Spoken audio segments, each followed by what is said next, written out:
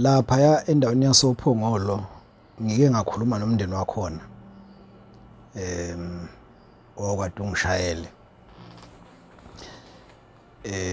umndeni wakwaNdlangamandla endaweni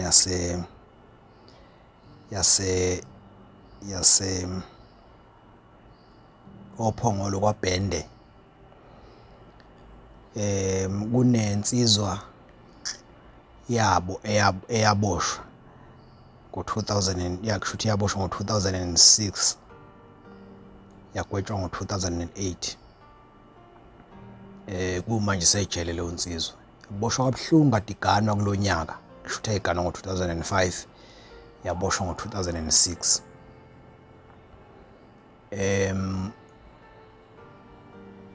Ekuboshweni kwayo kushuthi yagwetshwa life sentence. Ukucabanga kwami lokho ngoba uma besho ayisho yona ukuthi yagwetshwa nini. I mean ayisho ukuthi yagwetshwa isigwebo esingakanani. Kodwa into eyenzeka kwaba ukuthi lapha eGoli emayini eCatholville, uyakhumbula ukuthi emayini phambilini nje bekunalensila ye-apartheid. Kukhona lensila eyashiwa ye-apartheid kuthina bantu abamnyama. Angithi ngesikhathi se-apartheid ngo-1948 ngesikhathi i-National Party ngena into power, bashaya imithetho eminingi including Group Areas Act, nemithetho le eyayithi umuntu omnyama mekwatholakala nomlungu icala. Le mithetho nama-bylaws amaningi la ukuthi emabhishi abantu abamnyama bangeni la, ama-toilet abantu abamhlophe la, all those nonsensical bylaws. So leyo nsila yahlala kuthina abantu abamnyama, yahlala kangangokuthi during all segregation, le law of segregation leyokuhlukanisa abantu ngeinhlanga, sagcina sesizi thina abantu abamnyama sesizitha sodwa. Kangangokuthi umuntu omZulu kwaphila kuyena egazini ngaphakathi ukuthi umuntu owumXhosa isitha, nomuntu owumXhosa kwaphila kuyena egazini ukuthi umuntu omZulu uyisitha. Mayimbona afuna ambulala, nomZulu mayibona umXhosa afuna ambulala. Umuntu ompedi ishangane, umuntu ompedi, umuntu omvenda yishangana lelo, into kufanele ukuthi uma umZulu mawuyibona uyibulala. Kanjalo nakumvenda kwaphila egazini ukuthi umZulu akazi lutho uma umbona afuna umbulala. Leyo nto yafakwa ngabelungu lakithi, yangena ke yagxila yahlala kuthina. Into eyayingekho, we are all brothers. Mina ke ngiyi-Pan Africanist, ngisho mina if I see a Nigerian I see myself, if I see a Zimbabwean I see myself. Uma ngibona umuntu waseMorocco, even though iMorocco ingayirigada as not part of Africa, but mina ngibona umuntu waseMorocco, Egypt, I see my brother. Ngoba ngiyayazi history, sengiyifundile ngaze ngathola ukuthi kahle kahle thina we are one family, we are one big family. So lento ke yokuzondana yaqala nje ngabelungu, ukuthi mina ngizonda umuntu omXhosa, nomXhosa azonda umuntu omSuthu, nomSuthu azonda umvenda. Kugcine sengingazwana ngisho emsebenzini, ngisho kuma-political parties. Khona abantu abazi ukuthi iqembu elithile ngoba lidominatewa ngabantu abathi uhlanga oluthile, bese kuthiwa hayi lelo qembu lamaXhosa, hayi leli ayilamaZulu, angikwazi ukulijoyina ngoba elamaZulu. Kanti eqenjini awujoyini ngokubuhlanga, ujoyina eqenjini lepolitiki, ujoyina ama-policies alo, ukuthi leli qembu ama-policies alo lingahamba ibanga elide, lingakwazi ukushintsha impilo zabantu. That's all. Hayi lento ukuthi leli qembu elithile ngeke ngilijoyine ngoba elamaZulu, elamaXhosa, elamavenda, elamapedi.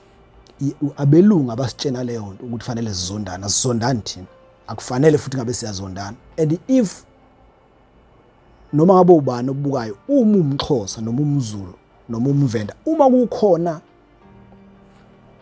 omunye umuntu omzonda based on ukuthi umVenda noma umXhosa, you must know ukuthi uyayifula. Bokwazi ukuthi umqondo wakho awusebenzi kahle uma unyanya umuntu, umnyanyela ukuthi umXhosa, noma umXhosa unyanya umuntu, umnyanyela ukuthi umZulu. There is something wrong ngomqondo wakho. Leyo nto leyo yadalwa ngabelungu ukuthi sizondane.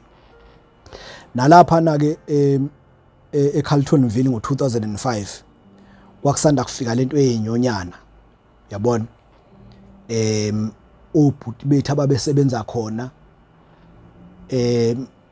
babengezwani bebodwa bengabantu abamnyama, amaZulu ayiqisha ndawonye aqhamuka eKZN, abafowethu abangabexhosa ababeqhamuka kuTranskei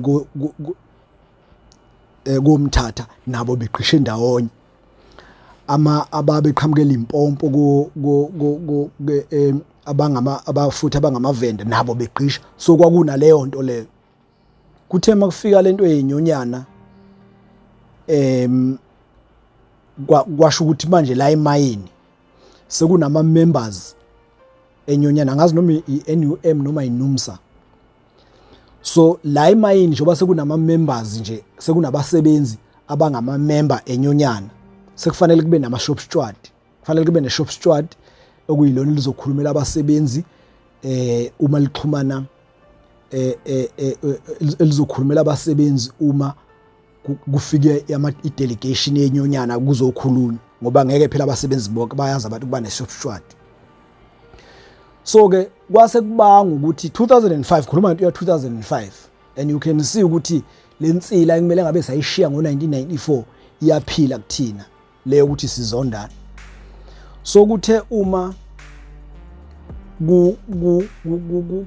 kufanele kukhethwe i-shop steward, uma kukhetha i-shop steward omXhosa, amaZulu ethi amaZulu asinakukhulunywa lo mXhosa thina, amaVenda ethi asinakukhulunywa lo mXhosa thina, nathi sifuna i-shop steward elumVenda, ngoba bazi ukuthi phela musu i-shop steward kusho ukuthi usumphathi, ususesikhundleni esithile, kanti ukulayeza nje uconvey message from this side to this side, from this side to the other side. So uyazi ke insizwa zakithi ngalezi ayikhathi eziningi zayingafundile thuba lokho esikoleni alikaze zilithole. So okuningi zazi kubuka ngendlela yazo.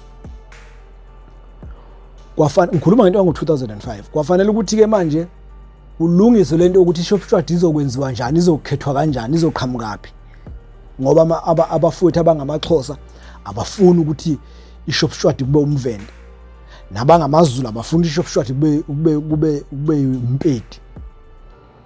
Ngathi abaphathi benyonyana basebethi no, nizoshintshana ngamathemu. Kule term sizokhetha i-shop steward from the Xhosa speaking people. Uma iphela i-term sikhetha i-shop steward from the Zulu speaking people. Mayiphela i-term sikhetha i-shop steward from the Venda speaking people. So ngakho njalo ukuthi abafowethu abayi-understand ngisho nale term ukuthi term into engakanani. Bona bazi ukuthi muqokiwe namhlanje kusasa mabekubulala isiphela i-term yakho sengena omunye. Ngoba manje kusho ukuthi ngoline kuyazi ukuthi njoba kumpedi lo oyi-shop steward, yabona bahle simbulale sekuzongena thina amaZulu, yabo, kanti i-term phela ine period, the starting and the end.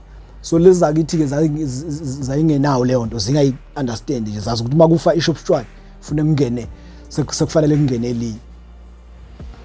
So ke ngo2005 i-shop steward lapha eCarltonville ku-shaft yase East Driefontein kwakhethwa i-shop steward, kwathi i-shop steward kungeyomVenda, emva kwayo kwase kuzongena umZulu. Lezi insizwa zangapha koNongoma zaKwaZulu Natal ngisho njalo, Msinga, Nkandla, Mahlabathi, zahlangana zathi no, asibulale le shop steward le umVenda, ngoba vele emva kwayo kuzongena thina, kuzongena umZulu. Nangampela zaseyilanda inkabi eMsinga. Zixoxa lokho ehostela ngaphakathi kulezi indle zangapha ama hostel asemayini, ihostel asemayini. Zixoxa lokho ehostela ngaphakathi. So ke zaseyilanda inkabi eMsinga. Yatshela ukuthi kunomsebenzi ofanele izowenza la eGoli, eCarltonville bese ibuyele emuva. Nangempela beyinyusa lenkabi isuka eMsinga iza phezulu eCarltonville. So mifika lapha eCarltonville ayikwazi ukungena ngaphakathi ngenxa ukuthi kwangenwa ngekhadi ne. Base beyicelela kwenye insizwa. That's where the problem started. Base beyicelela kwenye insizwa yasophongolo ukuthi uJabulani uLawrence Ntshangase. Yalapha yakwaBhende. Bayicela yona lensizwa kwaNtshangase yayingahlali ehostel, yayihlala ngaphandle. Base beyicelela ukuthi mfowethu sicela ukuthi khona insizwa la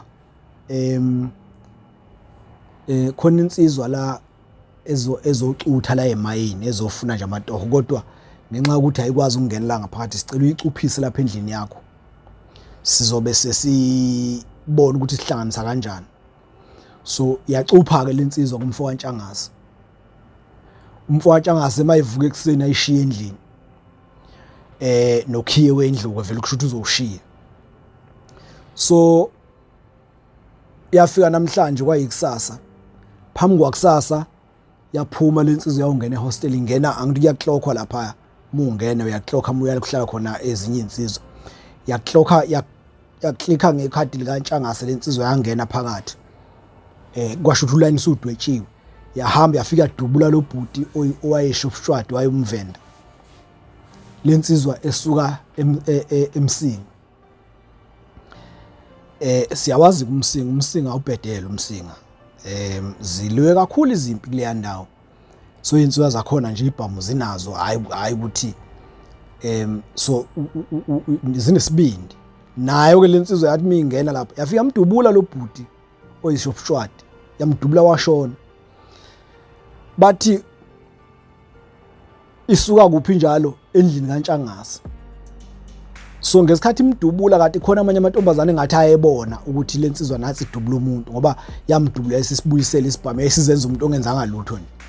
So lamantombazane afika atshena ama security lapha esangweni ukuthi hey lo bhuti njala njoba nizwe isibhamu siqhuma badubula usibani uyeza uye lo udutshulwa yilo muntu ozophuma la.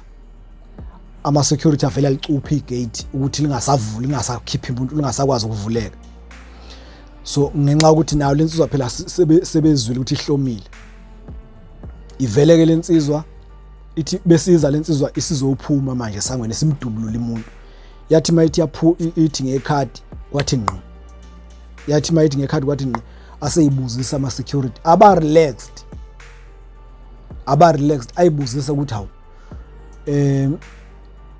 yini kwenze njani futhi ikhadi lakhe alisavumi ukuvula. Uthi ke lona hayi angazi ukuthi lenziwa yini. Sebe asetha ama security awuthi sikubhekele la thatha ikhadi security la ngathi liyayiswapa la seletha ikhadi lakho sele expire sicela ukukuvuselela lona manje sizolithinta nje sizolithi lapha computer bese liyavuleka sicela uhlale phansi la. Yahlala phansi lensizwa kanti sebebiza amaphoyisa. So kwangathi bayizama ukuyilungiselela ikhadi afika amaphoyisa ayithi ngqele insizwa. Angithi naye izama ungajampisi. Afika amaphoyisa ayithi ngqele insizwa ayibopha. Kwathiwa ya wena uNtshangase wena babuka ikhadi leli. Yathi ayiyena uNtshangase. Kwafonela uNtshangase manje esemsebenzini kwathiwa akaphuma ezolanda ikhadi lakhe nokhiyela. Wathi mayifika uNtshangase uJabulani Ntshangase bamlingqe naye bambopha. Wahanjwa waboshwa kanjalo ke. Wahanjwa waboshwa nensizwe ezimbili okuyizona ezayisusela insizwe eMsinga ledubulayo einkabi. Baboshwa bagwetshwa dilika jele bagwetshwa ngo2008 till now basejele.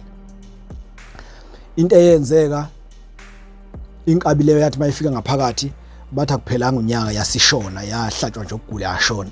Lensizwe okuyiyona ekade idubula.